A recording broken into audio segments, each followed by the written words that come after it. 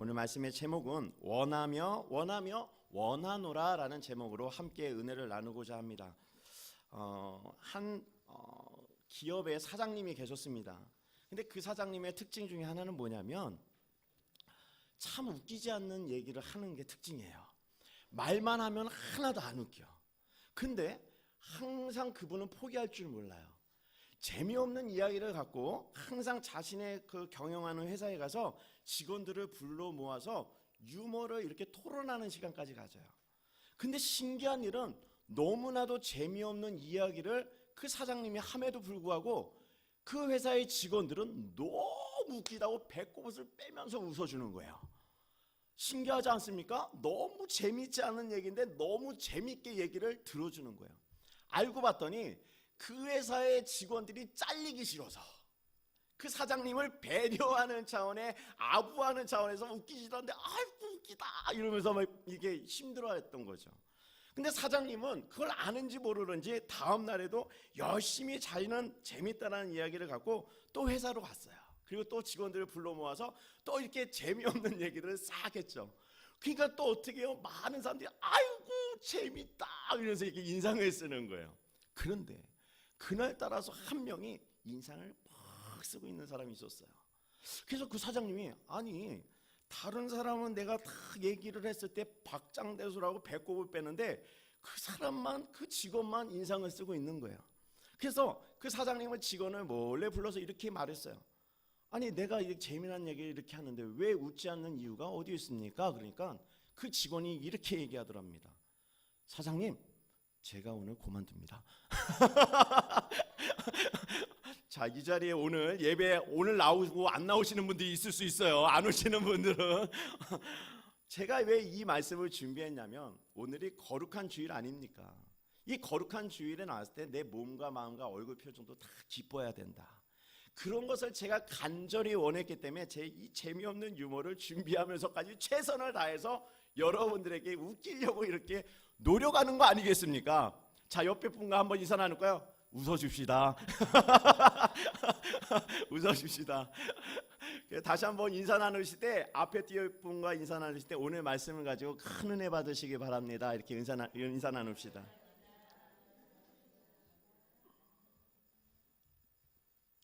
오늘 말씀에 보면 제가 먼저 말씀드린 것처럼 저도 그런 성도님들이 웃고 행복한 것을 원해서 최선을 다해서 이렇게 열심히 하잖아요. 근데 오늘 말씀해 보니까 하나님도 자신을 사랑하는 자녀들이 간절히 원했던 것이 나타납니다. 그것은 뭐냐면 간절히 원했던 것은 무엇이냐면 그 사랑하는 자녀들이 하나님의 복을 받아 살아가는 것을 하나님은 간절히 원하셨다라는 거예요. 그래서요 하나님은 모세를 불러서 모세에게 명령하셨어요. 이렇게 말씀하셨어요. 너는 아론과 그의 아들들에게 너희는 이스라엘 백성들에게 이렇게 축복해야 된다라고 가르쳐 준 거예요. 그 말씀이 오늘 본문 말씀 22절과 23절 말씀인데 함께 읽도록 하겠습니다. 시작. 여호와께서 모세에게 말씀하여 이르시되 아론과 그의 아들들에게 말하여 이르기를 너희는 이스라엘 자손을 위하여 이렇게 축복하여 이르되. 아멘. 하나님은 자신의 뜻을 그 백성들에게 알려주시기 위해서 사용하신 것이 누구시냐면 바로 제사장 모세와 아론과 그 자녀들을 선택하셨던 거예요. 그 이유는 뭐냐면 자신의 뜻이 온 백성들에게 알려지기 원했기 때문에 그런 것입니다. 구약 당시에는 하나님의 뜻을 알려주는 단계는 바로 알려지는 단계가 아니었어요. 제사장을 통해서만 하나님의 말씀이 선포되어졌고 그 선포되어지는 말씀을 통하여 하나님이 누구이신지를 알게 됐다는 거죠. 그러나 오늘날에는 신약의 시대라고 합니다. 신약의 시대는 어떤 시대입니까? 구약의 시대는 제사장이 있었지만 신약의 시대는 하나님께서 그 제사장의 직분보다 모든 사람에게 그 제사장의 직분을 이렇게 알리고 허락하셨다라는 거예요. 그 말씀이 베드로전서 2장 9절 말씀인데 함께 읽도록 하겠습니다. 그러나 너희는 택하신 족속이요 왕같은 제사장들이요 거룩한 나라요 그의 소유가 된 백성이니 이는 너희를 어두운 데서 불러내어 그의 기이한 빛에 들어가게 하신 이의 아름다운 덕을 선포하게 하려 하심이라. 아멘. 하나님의 계획은 구약의 방법과 신약의 방법은 이게 뭔가 달라지는 부분, 뭔가 이게 발전되는 모습을 볼 수가 있는 겁니다. 당시에는 구약의 당시에는 제사장을 통해서 하셨지만 지금 오늘날에는 이 제사장의 직분이 이 모든 사람, 즉 여기에 앉아 계신 분들이 하나님께서 택하신 족속이요 왕 같은 제사장의 역할을 감당하고 있다는 거예요. 할렐루야. 그렇기 때문에 하나님은 이제는 제사장을 통하여, 물론 이 교회라는 것은 제가 제사장의 직분을 감당하고는 있지만 저만이 하나님의 말씀을 대언할 수 있고 저만이 하나님의 말씀을 알릴 수 있는 그러한 특권이 있는 것이 아니라 이 모든 특권이 여러분들에게도 있어서 이웃에게 또 가족에게 나가 하나님의 말씀의 그 복음을 전할 수 있게 되었다는 거예요. 할렐루야. 그래서요, 하나님의 이 메시지를 전달하는 우리는, 저와 여러분들은 메신저가 된다는 사실을 믿으시길 바랍니다. 그래서 하나님 그 메신저에게 무엇을 원하시는가?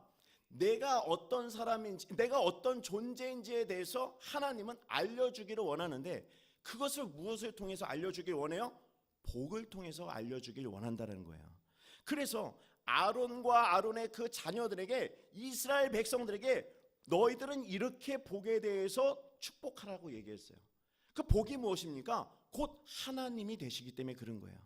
그래야 이스라엘 백성들이 하나님의 복을 받아야 하나님이 누구인지를 알게 되니까 하나님은 아론과 그 자녀들에게 복에 대해서 이렇게 축복하라고 얘기합니다. 그래서 오늘 말씀은 우리가 알 수 있는 그 아주 유명한 말씀 중에 하나인 그 아론의 축복에 관한 말씀입니다. 그렇다면 이제 하나님께서 그 많은 이스라엘 백성들에게 어떤 복을 축복하라고 말씀하시는 걸까? 첫 번째가, 그 축복의 말씀은 지켜주시는 복이 있다라는 거예요. 저를 한 번만 따라해 주시겠습니까? 하나님은 우리를 지켜주십니다. 그 말씀이 오늘 본문 24절 말씀인데, 우리 민수기 6장 24절 말씀 함께 읽겠습니다. 시작. 원인은 내게 복을 주시고 너를 지키시기를 원하며. 아멘. 여기서 이 지키다라는 것은요, 이 파수꾼, 또 아니면 또 양을 치는 목장, 또 크게 보면 하나님에 대해서 지칭하는 단어로 사용되어졌어요. 그러니까요, 오늘 우리를 지켜주시는 분이 바로 하나님이 되신다라는 말씀을 알려준 겁니다. 그래서 우리는 하나님 앞에 지킴을 받아야 하는 존재가 된다라는 거예요. 우리의 힘으로 아무것도 할 수 없는 것을 우리는 간혹가다 많이 경험하게 되죠. 때로는 나의 힘으로 내 가정을 지키고 싶어 하고, 또 나의 어떠한 능력을 가지고 내 자녀와 모든 것을 잘 양육하기를 바라는 마음들이 간혹 우리 마음속에 있다라는 거예요. 그러나 알고 보면 우리가 무엇인가를 지킬 수 있는 어떠한 능력과 어떤 것이 하나도 없다라는 것을 우리는 알게 됩니다. 그래서요, 우리는 하나님이 이 지킨다라는 말씀을 통해 우리 알 수 있는 것은 우리는 연약한 존재라는 것이 드러나게 된다는 것이죠. 아브라함을 한번 볼까요? 아브라함은요, 하나님 앞에 기도할 때, 하나님, 내가 부자가 되게 해주시고 내가 물질이나 모든 것이 잘 되게 해주십시오 라고 기도한 적이 한 번도 없어요. 그러나 말씀을 보면 이 성경의 큰 인물 중에 가장 당대의 유명한 아주 큰 어떤 가쁘며 정말 큰 지경을 넓혔던 사람이 누굽니까? 아브라함이었어요. 아브라함. 아니, 어떻게 이렇게 될 수 있었어요? 내가 물질을 구하지도 않았는데, 아브라함은 자신의 어떠한 지경을 넓혀달라고 기도하지도 않았는데 하나님은 그를 통하여 지경을 넓혀주게 하시고 자녀들이 복을 받게 하시고, 그리고 이 당대 최고의 갑부로 만드신 거예요. 비결이 어디 있던 거예요? 바로 하나님이 지켜주셨기 때문에 그런 거예요. 할렐루야. 요셉을 한번 생각해 볼까요? 요셉은요, 자신의 형제들에게 아주 모진 고난을 받아서 애굽으로 팔려가게 됐어요. 그리고 보디발의 그 집에 들어가서 아주 억울한 누명을 써서 감옥살이까지 했거든요. 자신의 형편과 환경이 좋지가 않았어요. 그러나 요셉이 누굽니까? 하나님을 원망하지 않았죠. 그러나 하나님은 그 원망하지 않는 요셉을 알았던 거예요. 마음 중심을 보셨죠. 그리고 나서 하나님은 그에게 뭐라고 얘기했을까요? 창세기 39장 2절과 3절 말씀에 이렇게 하나님은 말씀하고 있습니다. 함께 읽도록 하겠습니다. 시작. 여호와께서 요셉과 함께 하심으로 그가 형통한 자가 되어 그의 주인 애굽 사람의 집에 있으니 그의 주인이 여호와께서 그와 함께 하심을 보며 또 여호와께서 그의 범사에 형통하게 하심을 보았더라. 아멘. 할렐루야. 우리가 하나님께 구해야 될 게 뭐예요? 하나님, 나와 함께 해주세요라는 말 한마디엔 다 모든 게 포함되는 줄로 믿습니다. 그냥 하나님이 나와 함께 한다면 모든 것이 걱정 근심이 없어지는 거예요. 왜냐하면 그분의 임재가 내 안에 들어온다면 나는 성령으로 충만할 것이고 내 모든 불의와 모든 잘못된 환경들도 다 이겨낼 수 있는 힘을 그분이 주시기 때문에 그런 거예요. 할렐루야. 아프리카에 어느 한 부족이 있었습니다. 근데 이 부족은요, 특이한 어떤 무슨 성인식 같은 것이 있었어요. 아이가 12살이 되던 해에 그 부족은요, 그 아이가 성인을 맞이하기 위해서는 한 가지 아주 특별한 성인식이 있었는데, 그 성인식을 하는 그 남자는 담력 테스트라고 하여서 아주 그 어두움이 내려앉는 그 6시부터 다음날 6시까지 아주 밀림 숲속에 혼자 들어가야 되는 그런 과정을 거쳐야 됐던 거예요. 한 아이가 12살이 돼서 이제 성인식을 맞이했습니다. 그 아이는요, 깊은 산속으로 들어갔어요. 아이는 혼자 얼마나 무서웠겠습니까? 얼마나 외로웠겠어요? 얼마나 두려웠을까요? 왜냐하면 그 무서운 맹수들이 많고 어두컴컴하고 위험 요소가 많은 곳에 아무것도 없이 나 혼자 들어가 있다고 생각해 보세요. 누가 힘들지 않겠습니까? 아이는 불현듯 저 숲속에서 무슨 소리만 나도 오스라치듯 소름이 끼치고 두렵고 힘들고 눈물이 날 지경이었어요. 그런데 어느 한 구석을 딱 보니까 무엇인가 시커먼 그림자가 나를 바라보고 있는 것을 느낄 수가 있는 거예요. 얼마나 무서워요. 얼마나 더더더더면서 하룻밤을 그냥 떨면서 두려움 가운데 사는 거예요. 그러다가 아침이 되고 아침에 동이 트고 아침 새벽이 됐습니다. 그래서 이 밤새도록 어떻게든 두려움 가운데 보내긴 했지만 그 시커먼 것이 무엇인지 궁금했던 그 아이는 몰래 가서 그 가까운 곳에 가서 그 시커먼 것의 정체를 알고 싶어서 가까이 갔거든요. 근데 그 아이가 발견한 것이 누굽니까? 바로 아버지였어요. 아버지가 밤새도록 그 아이를 지키기 위해서 활시를 땡기면서 그 아이를 바라보고 있었던 거예요. 그 아버지는 한순간도 그 아이를 놓친 적이 없어요. 그 아버지는 한순간도 그 아이를 놓치려고 하지 않았습니다. 왜냐하면 그 아이를 지켜내야 되는 그러한 사명이 아버지에게 있었기 때문입니다. 또 특이한 점이 하나가 더 발견됐어요. 그 아버지의 손에는 활시를 밤새도록 팽팽하게 당기고 있어서 이 손에는 피가 흐르고 있었던 거였어요. 자신의 아픔을 감수하면서까지 그 아이를 지키려고 단 1시간 아니 단 1초도 그 활시를 놓지 않고 그 아이를 지키고 있었던 것이 바로 아버지였던 것이었습니다. 그래서 사랑하는 성도 여러분, 여호와 하나님 앞에 우리가 나아간다면 하나님은 우리의 인생을 다 책임지실 줄로 믿습니다. 그 아버지의 마음을 가지고 우리를 지금도 졸지도 주무시지도 않고 우리를 지켜주신다고 성경은 이야기하고 있어요. 그 말씀이 시편 121편 6절에서 8절까지 말씀입니다. 우리 함께 읽도록 하겠습니다. 시작. 낮에 해가 너를 상하게 하지 아니하며 밤의 달도 너를 해치지 아니하리로다. 여호와께서 너를 지켜 모든 환난을 면하게 하시며 또 내 영혼을 지키시리로다. 여호와께서 너의 출입을 지금부터 영원까지 지키시리로다. 아멘. 할렐루야. 하나님 우리를 지키신 분인 줄로 믿습니다. 낮의 해와 밤의 달도 우리를 해치지 않게 지금 이 시간에도 지켜주시는 분이 하나님인 줄로 믿습니다.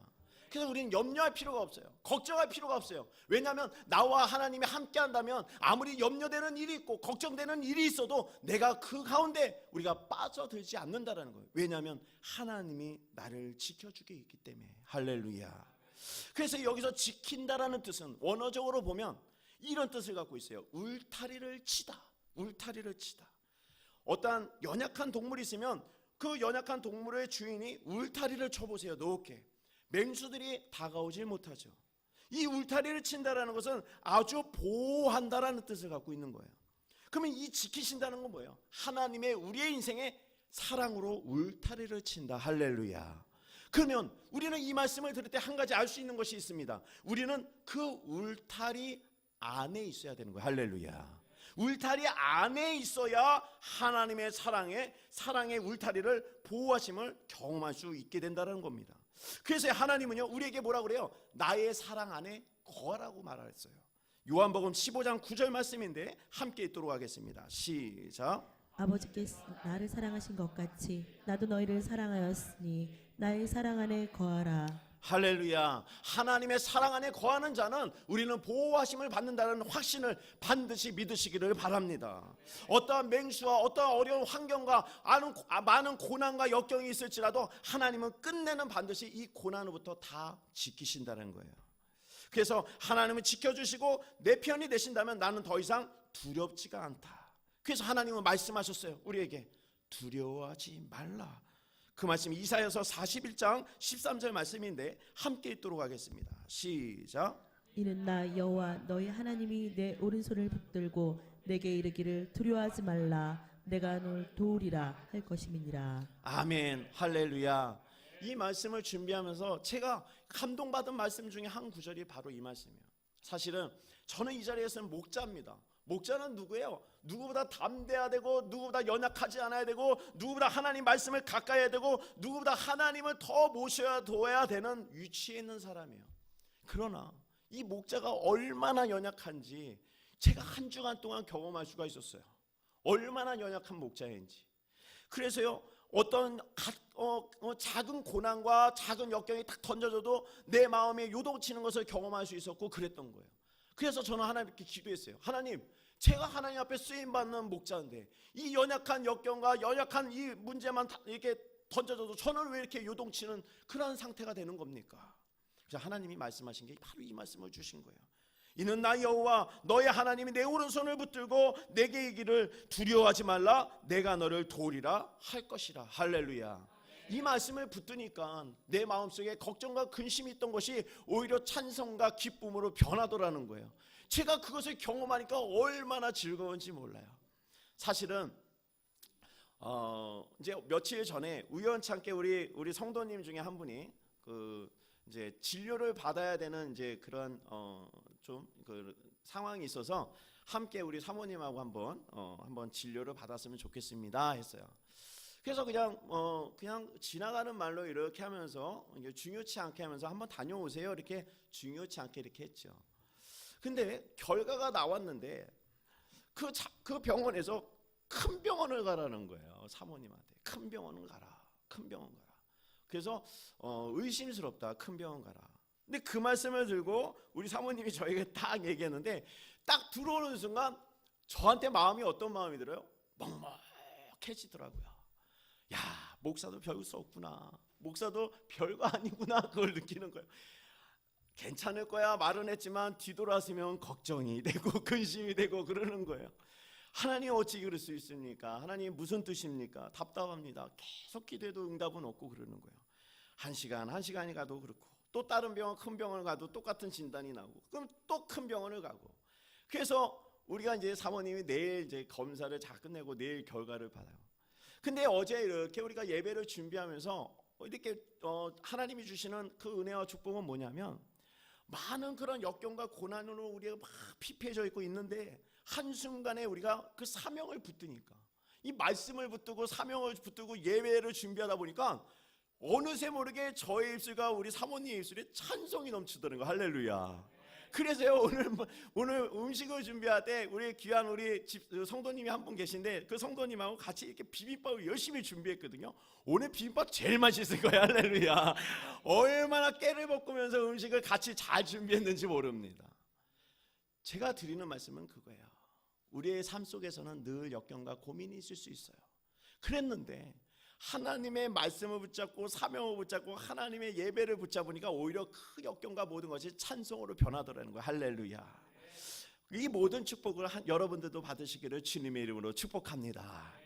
이 두 번째 하나님은 우리에게 복을 받기를 원한다라는 그 원하며라는 그 원하며의 그 두 번째 축복의 말씀은 은혜 주시기를 원한다라는 거예요. 은혜 주시기를 원한다.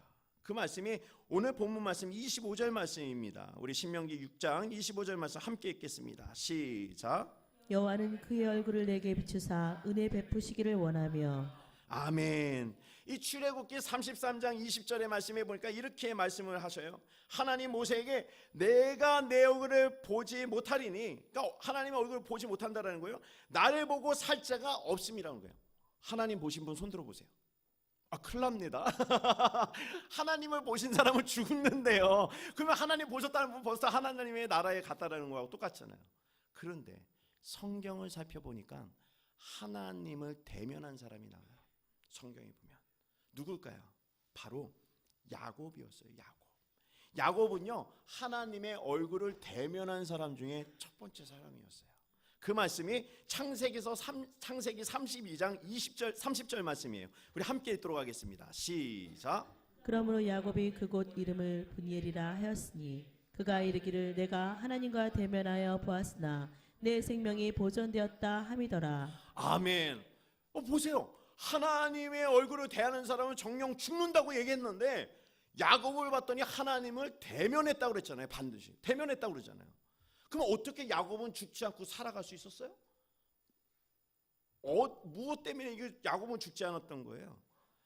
야곱이 하나님의 얼굴을 대면하고도 살 수 있었던 것은 하나님께서 야곱을 축복하셨기 때문에 그래요. 그 축복이라는 것은 바로 이겁니다. 하나님께서 야곱에게 내 얼굴을 대면할 수 있게끔 은혜를 베푸셨다는 거. 할렐루야. 그래서 야곱은 하나님의 얼굴을 대면하고도 살 수 있었던 거예요. 그 말씀이 창세기서 32장 29절 말씀인데 우리 함께 읽도록 하겠습니다. 시작. 야곱이 청하여 이르되 당신의 이름을 알려주소서. 그 사람이 이르되 어찌하여 내 이름을 묻느냐 하고 거기서 야곱에게 축복한지라. 아멘. 하나님께서 야곱을 축복하니까 하나님의 얼굴을 대면하고도 죽음을 면케 되는 그러한 은혜가 있었다라는 거예요. 이 말씀이 무엇인지 아세요? 이 말씀은요 오늘 이 시간 그리고 앞으로의 하루도 하나님께서 허락하지 않으면 우리는 단 한순간도 살아갈 수 없는 존재라는 거예요. 한순간도 하나님의 은혜가 아니고서는 우리는 살아갈 수 없는 존재라는 사실을 믿으시길 바랍니다. 이 말씀은 우리가 이 야곱의 말씀을 통하여 알 수 있는 거예요. 하나님이 허락하지 않으면 우리는 숨을 쉴 수가 없어요. 우리의 힘으로 살아갈 수가 없는 거죠. 우리는 살아가고 노력하고 계획을 잡는다고 하지만 그 계획 안에 하나님께서 허락하지 않으면, 하나님께서 단 한순간도 그 은혜를 부으시지 않으면 우리는 이 순간에도 우리가 이 자리에 나올 수 없다라는 겁니다. 그것이 은혜라는 거예요. 그래서요 우리가 하나님의 은혜가 아니면 살아갈 수 없다고 얘기하고 있어요. 하물며 참새 2마리도 하나님께서 허락하지 않으면 살아갈 수 없다고 얘기합니다. 그 말씀이 마태복음 10장 29절 말씀인데 우리 함께 읽도록 하겠습니다. 시작. 참새 2마리가 한 아스리온에 팔리지 않느냐. 그러나 너희 아버지께서 허락하지 아니하시면 그 하나도 땅에 떨어지지 아니하리라. 아멘. 할렐루야. 참새 또한 하나님의 허락하지 않고 은혜를 주지 않으면 살아갈 수가 없는 겁니다.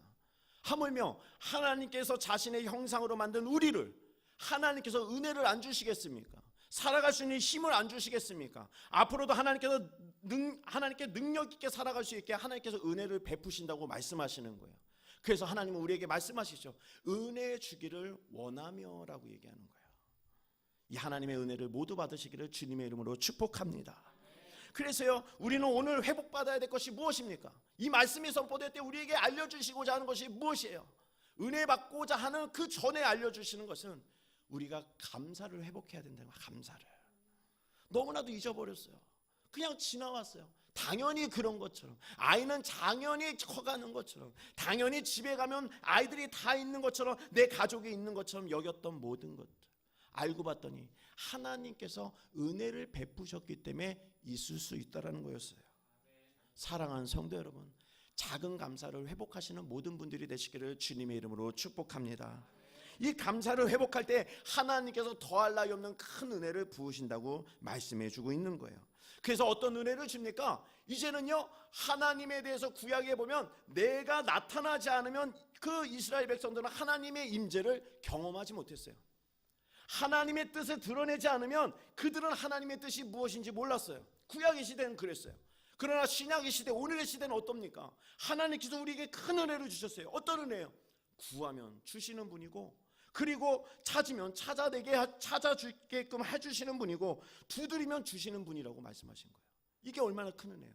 그 말씀이 마태복음 7장 7절 말씀이에요. 함께 읽도록 하겠습니다. 시작. 구하라 그리하면 너희에게 주실 것이요 찾으라 그리하면 찾아낼 것이요 문을 두드리라 그리하면 너희에게 열릴 것이니. 아멘. 할렐루야. 이 축복의 말씀이 여러분의 삶 속에 깊이 스며들기를 주님의 이름으로 축복합니다.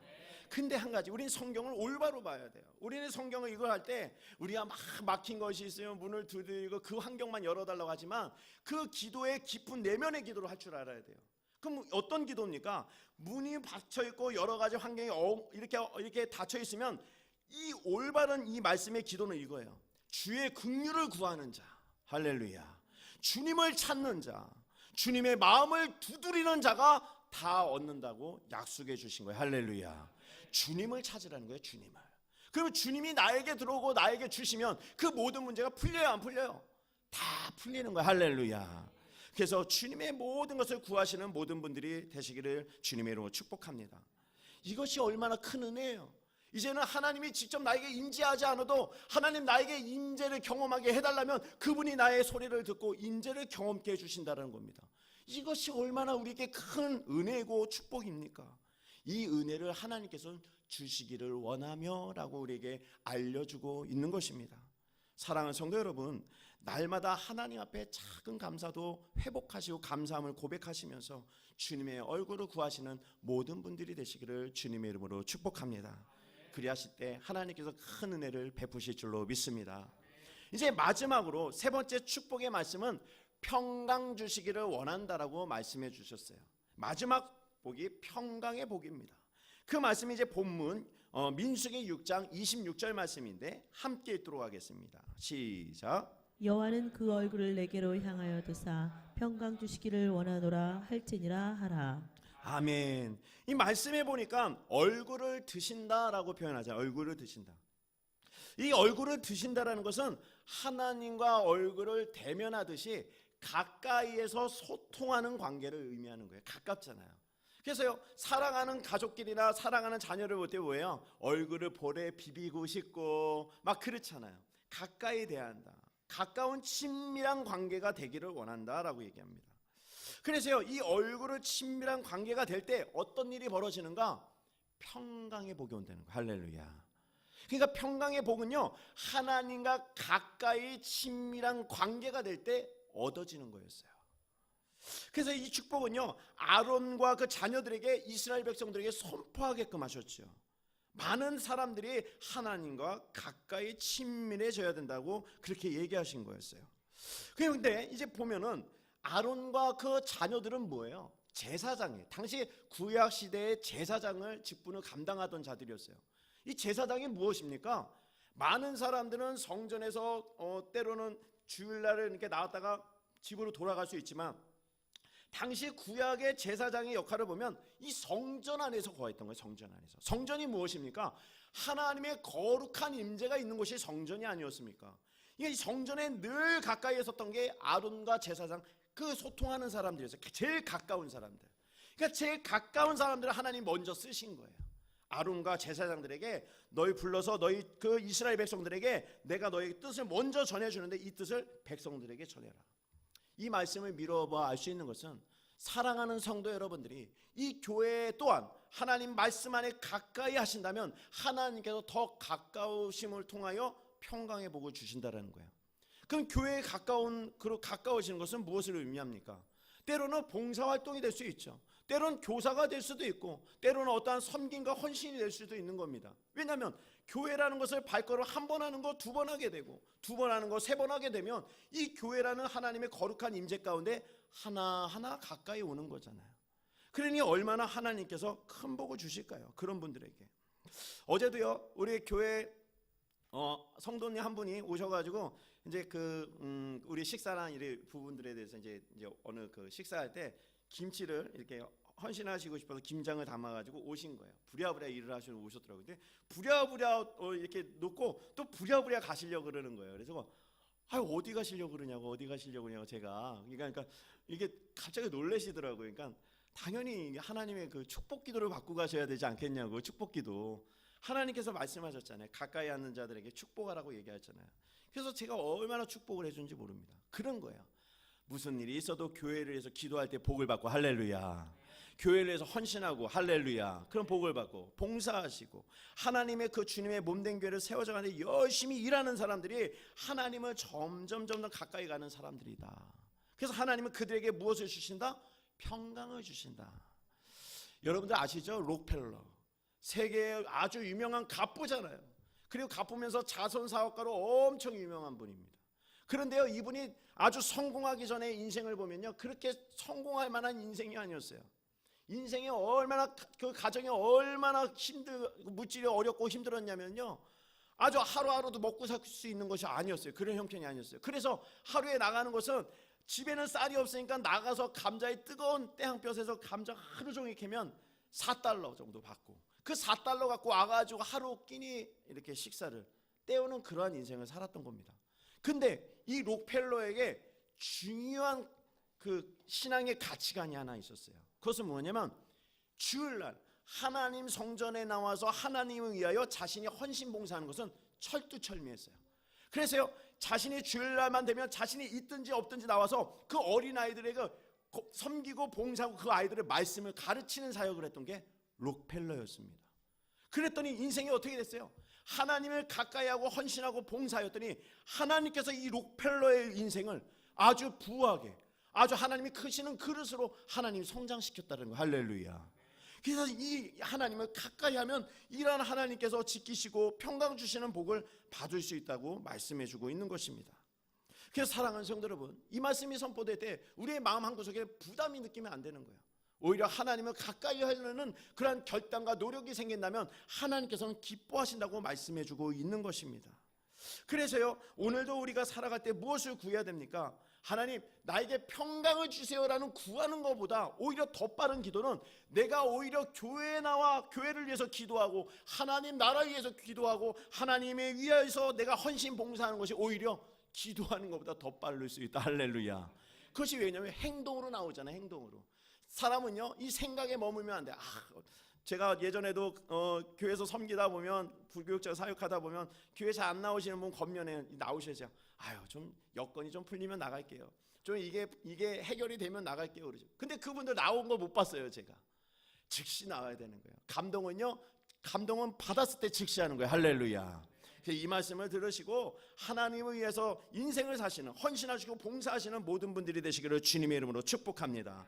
그렇다면 하나님께서 무슨 축복을 주십니까? 하나님께서는 아주 우리에게 큰 축복을 주시는데 그 축복이 마태복음 11장 28절 말씀에 기록되어졌어요.